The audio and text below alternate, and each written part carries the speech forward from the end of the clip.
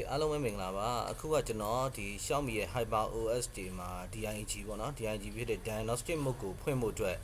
tool လေးတစ်ခုရေးထားတယ်အဲ့ tool လေးကဘယ်လိုသုံးဝင်လဲဆိုရင်တော့ကျွန်တော်ဒီ tools လေးကိုပေါ့နော်ဖွင့်လိုက်မယ်ဒီ tools လေးကကျွန်တော်ချိတ်ထားတဲ့ဖုန်းဒီ HyperOS ဖြစ်ပြီဆိုတော့မှဒါလည်းဒီ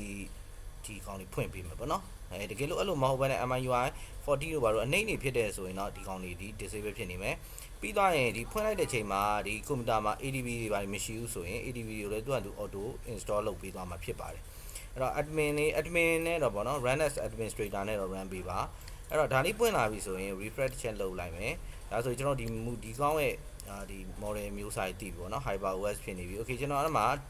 device manager လေးပြီးရင်ဖွင့်လိုက်မယ် device manager မှာ port တွေလောတယ်ကျွန်တော်မတည်သေးဘူးเนาะချိန်ထားတဲ့ဥစ္စာအဲ့တော့ကျွန်တော်ဒီမှာဘာလုပ်မလဲဆိုရင်ဒီ enable DIG လေးကိုကျွန်တော်တစ်ချက်နှိပ်ဖွင့်လိုက်ပါပြီ okay အဲ့ဆိုကျွန်တော်ဒီမှာ port လေးတစ်ခုပေါ်လာပြီဒီမှာ DIG mode လေးပွင့်သွားပါပြီဒါကျွန်တော်နောက်ဆုံး version တင်ထားတဲ့ HyperOS အမြင့်နောက်ဆုံး version ဖြစ်ပါတယ် Android version 16ဖြစ်ပါတယ်